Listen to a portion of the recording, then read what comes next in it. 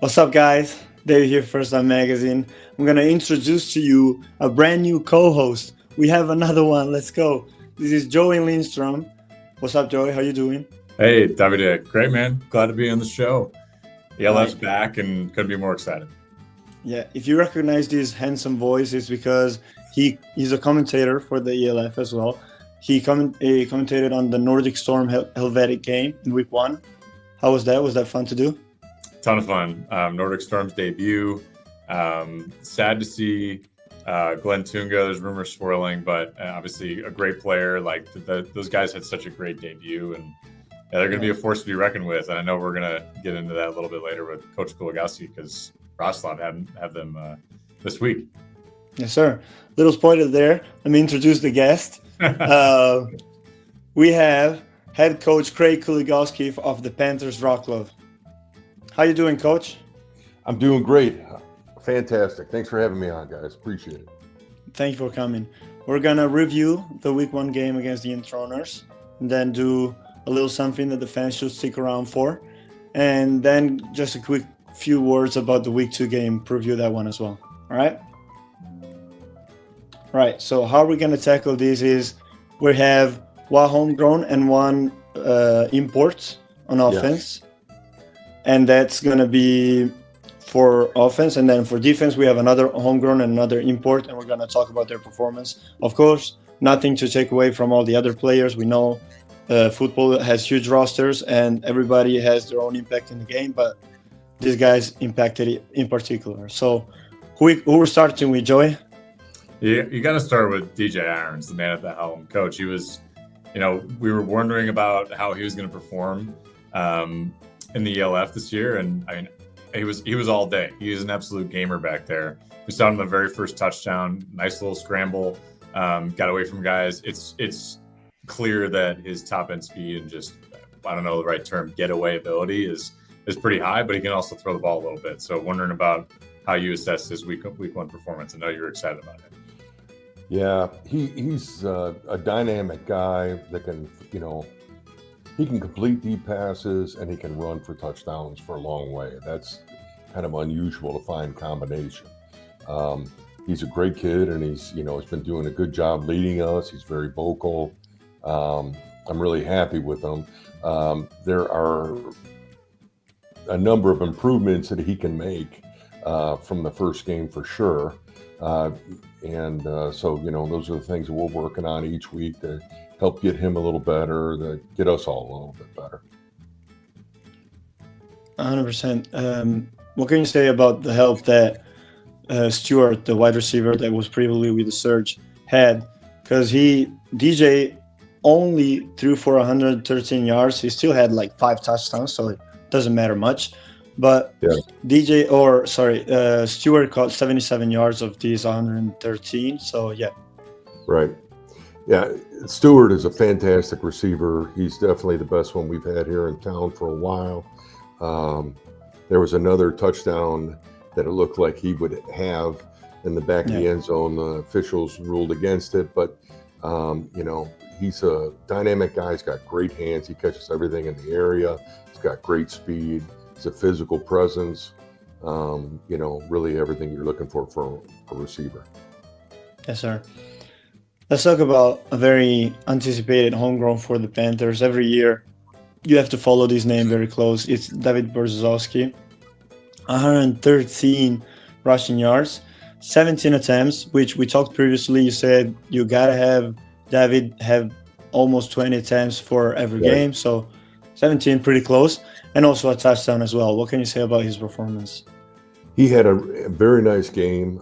He would have had more carries. We got him out. We didn't want to get him, give him the chance of getting injured, so he would have had more.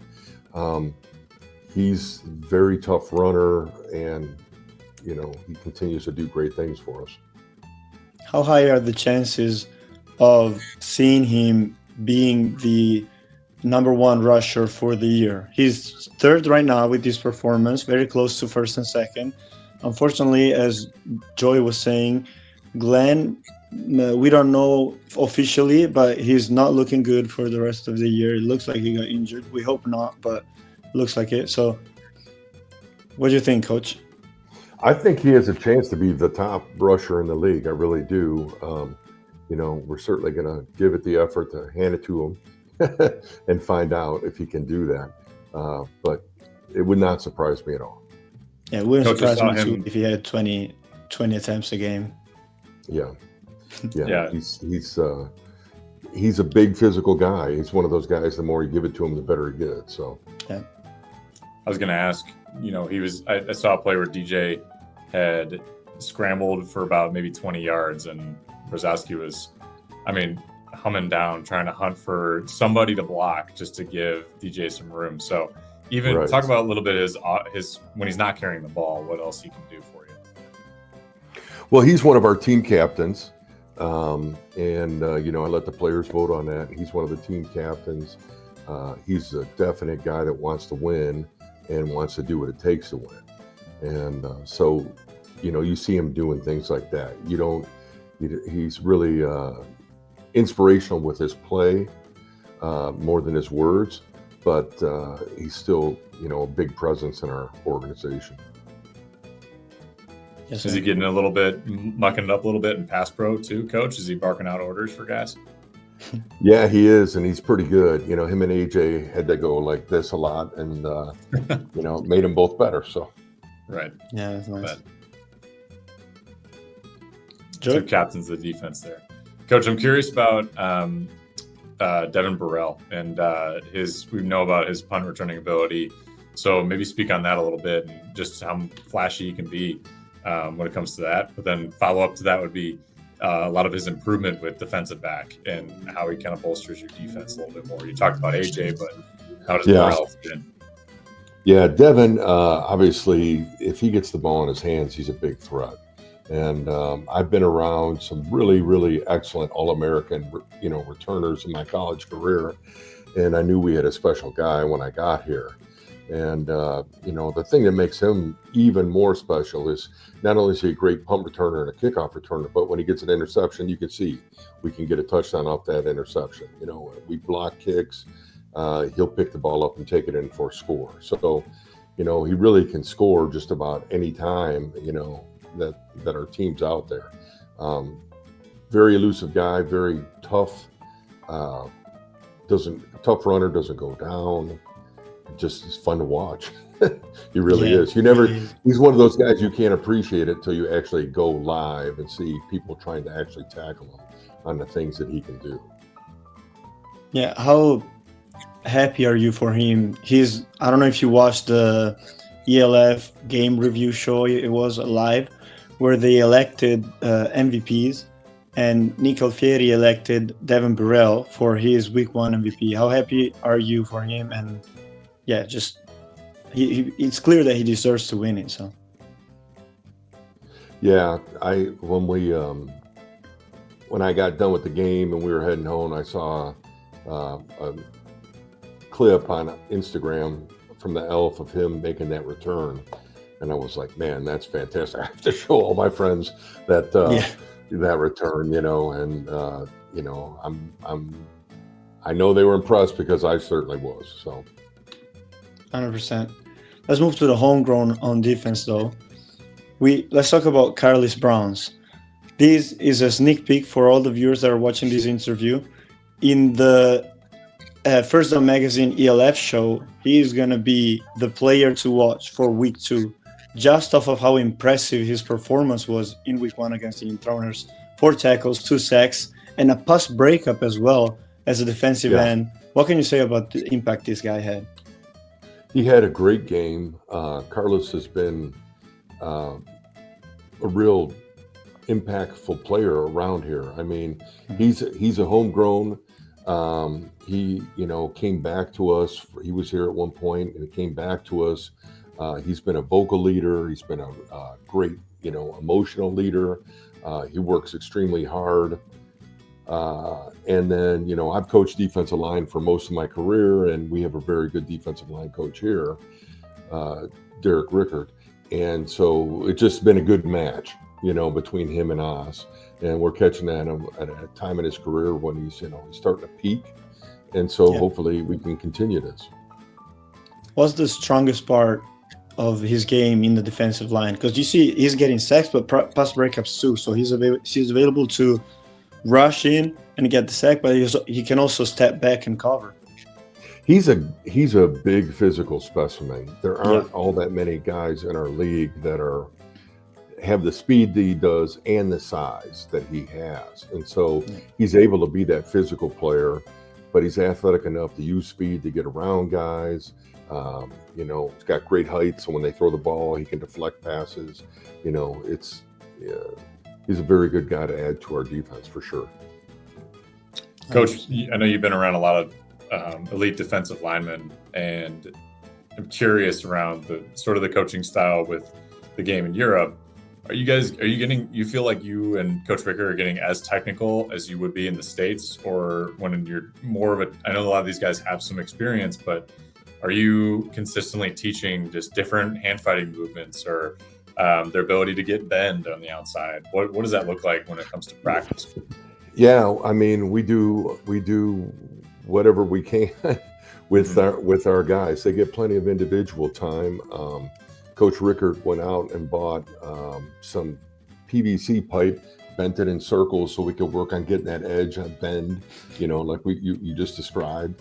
You know, came out of pocket for it. Didn't even ask any questions. I gave him my car so he could drive and go get it. He wasn't buying kitchen knives like Aaron Donald. No. We're not quite that level. I don't think you know, but you know, we work really hard with that. I have a lot of good teaching tape, you know, so I'll meet with those guys occasionally to go over some of the stuff that, you know, works. And I think it's very easy as you get going and you get different coaches to get flat in terms of your technique. You know, you don't really make the improvements that you need to make, and you don't really like add to your pass rush moves and things that you need to do. You know, so we got a new start for him. We got a lot of, you know, technical ability and coaching, and he's been very coachable and excited to learn. And, you know, I think our defensive line is, you know, very improved from last year, and, you know, both in skill and size and in terms of production. So, you know, last year we blitzed, you know, a lot, and this last game we blitzed not nearly as much, but we didn't have to, you know, which allows the secondary to play better, obviously. All right. We're going to move on to the giveaway. We're announcing a giveaway. We're giving away 2 tickets for this weekend's game against the Nordic Storm. We're hosting the Nordic Storm at home. Right. So I have a question for you, and I have prepared a great one this time. Okay. So you won the Week 1 games all the 5 years up until now. You're 5-0 in Week 1's, only team to have never lost a Week 1 game in the ELF. So can you name me the 5 teams that you've beaten in Week 1? Can I use Google? We can give some hints and, you know, helplines. Well, we beat the Enthroners this year. Yeah, that's one. That's one. Nailed it. I got it. I'm 1 out of 5, right? I'm sure. Was there Enthroners in there at some other point? Nope. It's all 5 different teams, actually. 5 different teams, too. Yeah. They're all German, if that helps. Oh, okay. It's Cologne the other once? ones, yeah. Did we beat Cologne once? Yep. We did. Doing it 2021. Okay, excellent. You got the first and the last one. Berlin. We beat Berlin last year in the first game. Yes, sir. Number 3. Now we have... 22 might be tough, Davide. That one's tricky. We'll give a little help on 22 if he doesn't. Leipzig? Yeah. Okay. It was going to be tough because they're not in the ELF anymore. But Correct. But I knew that we had them on a regular basis before that. And then... Yes, sir. Last one. To win 2 tickets for the fans.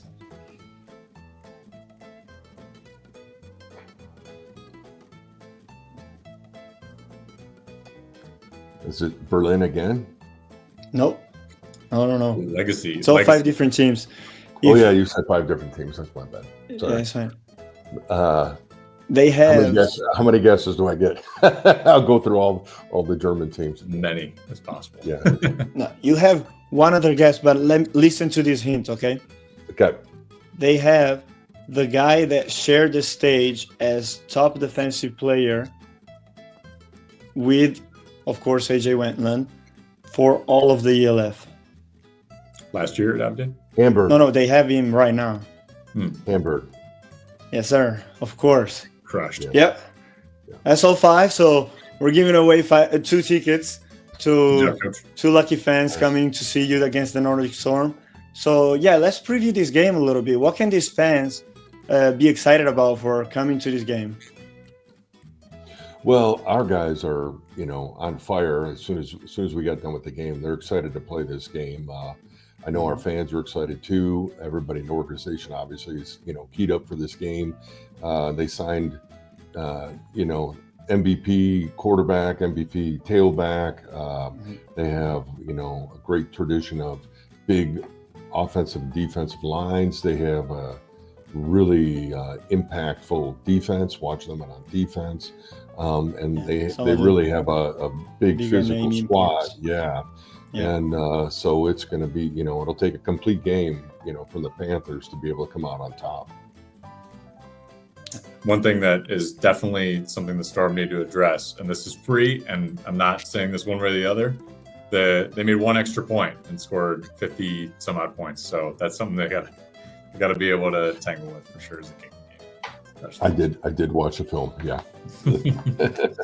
It's amazing. I'm curious too, Coach, because you talked about having the last 2 league MVPs, but when it comes to maybe schematically and not trying to give away any secrets, but just how do you attack that? Because they'll switch in and out of pro style. I think I maybe saw 3 shotgun snaps for Jadrian Clark. They're really downhill. So D-line might be of the utmost importance. I know we talked about D-line a little bit here, but what stands out? I know it's only Tuesday when we're recording, so what stands out for the rest of the week preparing for them? Well, they have, what makes them a lot different than most teams in our league is they play underneath the center. That's first thing, just like you mentioned. Second of all, in the backfield, they'll have a tight end. They'll have a tailback. They might have an offensive lineman and a tailback. They might have a tight end, an offensive lineman, and a tailback in the backfield. They might have 7 offensive linemen in the game. They might have 6 offensive linemen in the game. So they're definitely someone that gives you some matchup challenges and how you're going to, how are you going to play defense against all those guys? And then just trying to figure out who's in the game. The guys running on and off the field and being able to communicate that to each other in between plays. And, it's a challenge, and that's why coach has been successful. Yes, sir. There's a guy that I love in the league that I love to name drop anytime I can. And he's going to be playing against you next weekend. And he played with you last year.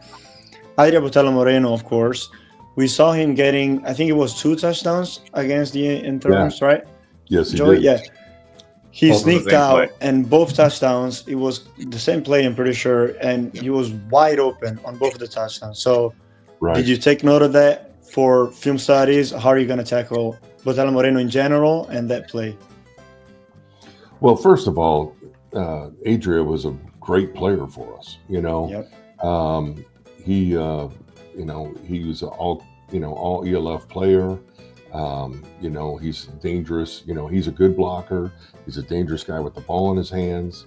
I think he was our number 1 receiver as well. He was our number 1 receiver last year as well. Mm-hmm. So, we have very much respect for him. All eyes will be on him. And, if we leave him go alone, it's because somebody got picked. I can tell you that right now. So he's definitely a key to their offense being successful. 100%. Around when you look at the opposite side of the ball, Coach, I know you're a defensive-minded coach, but when it comes to Nordic Storm's defense, Emil Hopdi was great on the edge last week. Luke Lena at strong safety, and then Ludwig Nguyen as well. They kind of have somebody at each level that can give the opposing offense troubles. Just curious how you're thinking about attacking that defense. What kind of things stood out last week against Fairhaven that could help you this week? Well, I will tell you, defensively, what they do is different and pretty attack style oriented. You don't see too many people in the States, for example, running what they do. But, the closest thing would be, some great defensive coordinators in the past, guys like Joe Lee Dunn and some other guys that are, great defensive coordinators over the years. Running the package that they do, and it's tough to pick up all the different blitzes that they do. They can do a whole bunch of different coverages and bring 3 guys, 4 guys, 5 guys, 6 guys, on either side. They got great linebackers that hit in those blitzes. They got great guys coming off the edge. So it's going to take all we got. Great challenge for us, obviously. Just trying to do our best and put together a good game plan and allow our top players to succeed and, have our guys have a good game. Yes, sir. How is the process of preparing for a game like this? Because we can hear from how you talk, you have such a great knowledge of defenses, and you have a great resume about it, of course.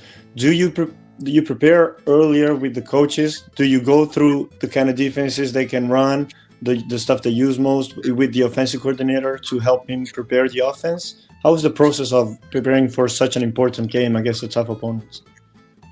Yeah, well, what we try to do is, like on Monday, kind of finish up the Sunday game or the Saturday game in terms of like with our players and what we need to get done in terms of like corrections and, things all the way around, right?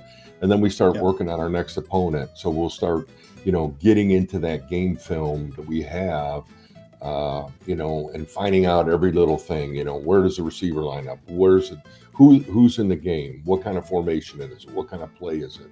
And defensively or offensively, they will look at their defense and say, what kind of structure do they have? What kind of, what are they doing up front? What kind of coverages are they playing with it? And then we'll put all that stuff in, field position, down and distance, all of that.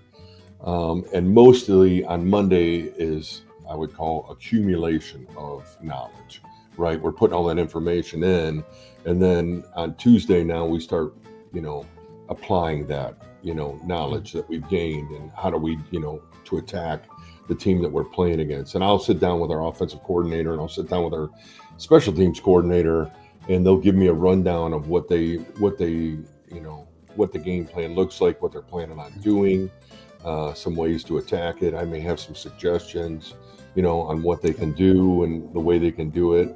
Because obviously I know what gives defenses problems as much as everybody else. You hear the motorcycle team outside practicing, unfortunately.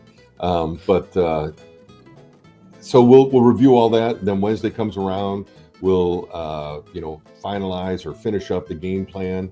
We'll practice on Wednesday, make the corrections on Thursday morning, practice on Thursday, make those corrections on Friday morning, kind of nail down everything that we're going to do in the game.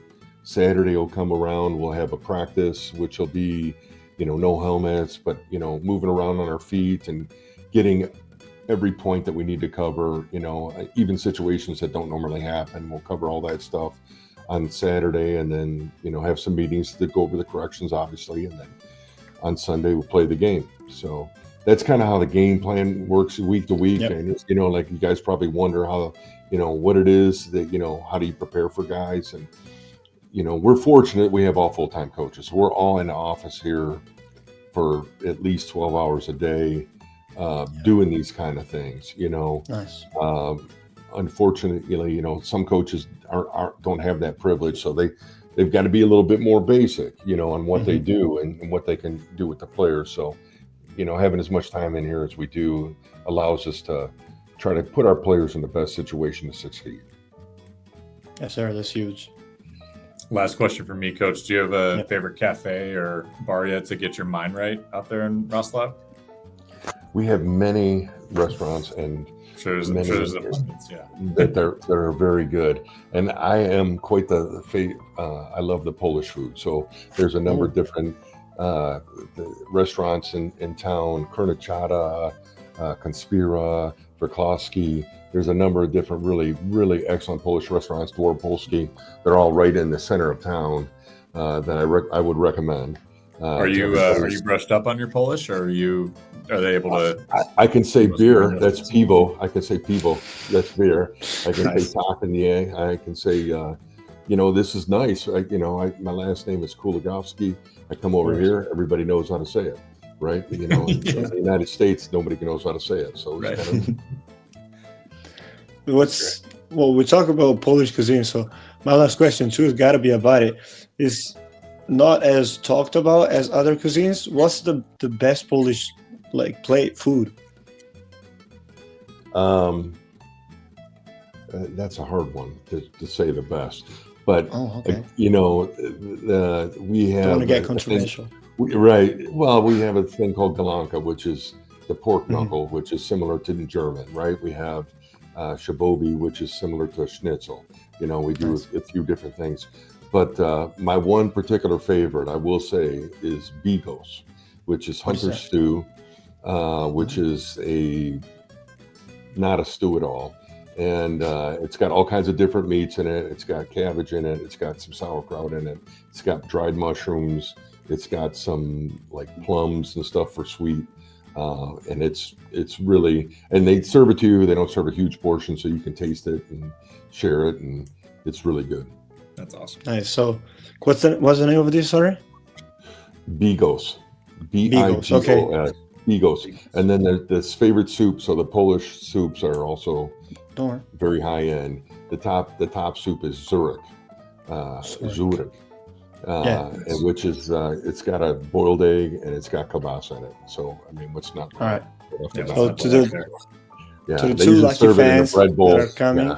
Yeah. To the two lucky fans that are coming, make sure you get some Zurich and some Bigos while you're out there in Poland for the game. And if you're already Polish, I'm sure you know what you're eating.